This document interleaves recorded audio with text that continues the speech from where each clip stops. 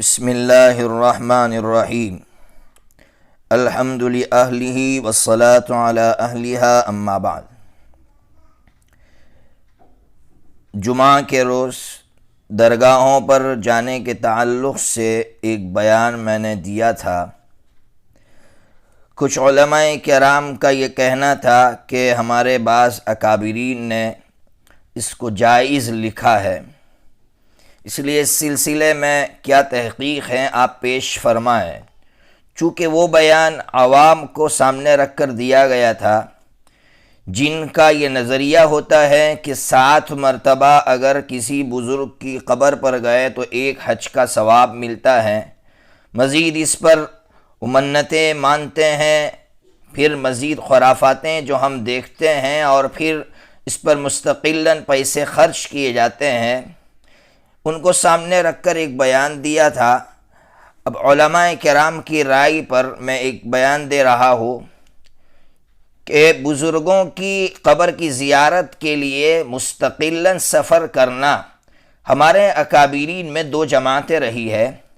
ایک جماعت جس میں علامہ انور شاہ کشمیری رحمۃ اللہ علیہ اور علامہ سعید احمد پالمپوری نور اللہ مرقدہما جیسی بڑی بڑی شخصیات، فقیہ نفس، فقیہ عصر، محدث عصر، ان کی ہے۔ اس لیے میں سب سے پہلے علامہ کشمیری رحمۃ اللہ علیہ کی بات جو علامہ بن نوری نے نقل کی ہے وہ عربی میں پھر اس کا ترجمہ آپ کے سامنے رکھتا ہوں۔ علامہ کشمیری کی بات نقل کی ہے: السفر لزیارت قبور الصالحین والاولیاء کما هو معمول اہل العصر لا بد من نقل صریح علیہ من صاحب الشریعہ۔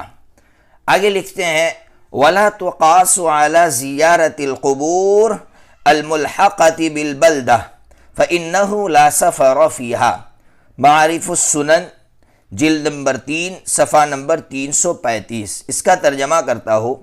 حضرت فرماتے ہیں کہ بزرگوں کی قبروں کی زیارت کے لیے جو سفر ہمارے یہاں عام طور پر ہو رہا ہے اس کے لیے مستقل دلیل کی ضرورت ہے، جبکہ اس سلسلے میں شریعت کی طرف سے کوئی دلیل موجود نہیں ہے۔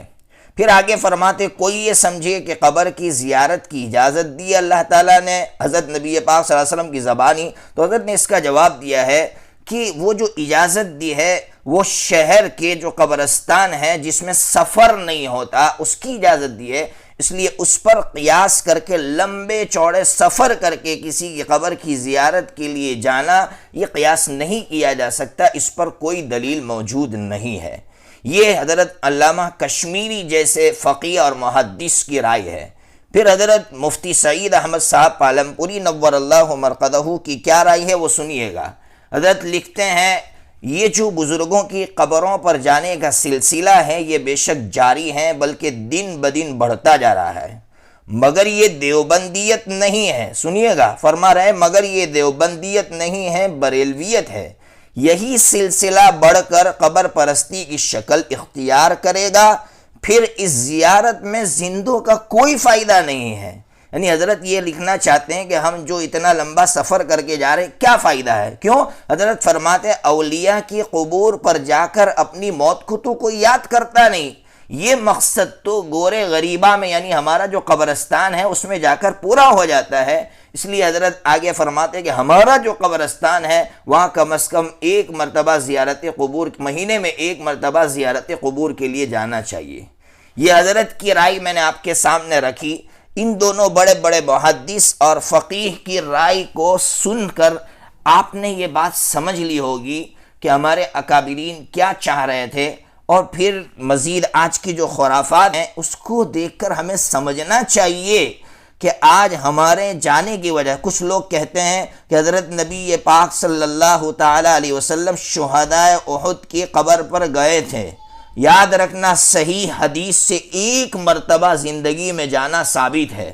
اسی لیے صحابہ کرام حضرت نبی پاک صلی اللہ تعالیٰ علیہ وسلم کے بعد کبھی نہیں گئے احد کے جو شہداء تھے ان کی قبروں پر۔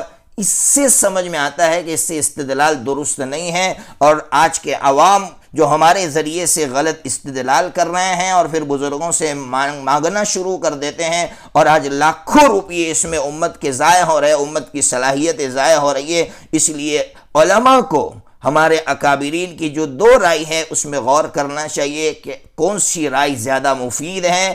اس لیے میں نے کہا کہ یہ جو ناجائز ہیں تو لغیر ہی ضرور ناجائز ہے، ان خرافات کی وجہ سے یہ چیز ناجائز ہو جائے گی۔ اللہ تبارک و تعالی صحیح سمجھ عطا فرمائے۔